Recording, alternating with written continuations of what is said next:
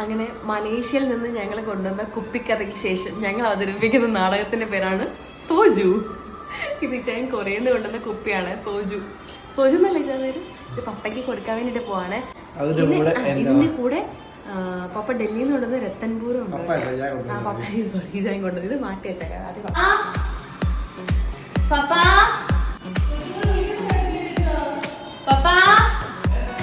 ഉറങ്ങിയോ പപ്പാ? ഒന്ന് വരൂ പപ്പാ.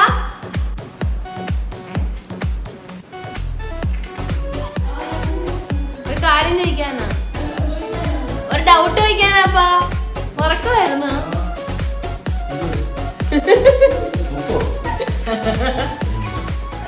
കൊറിയ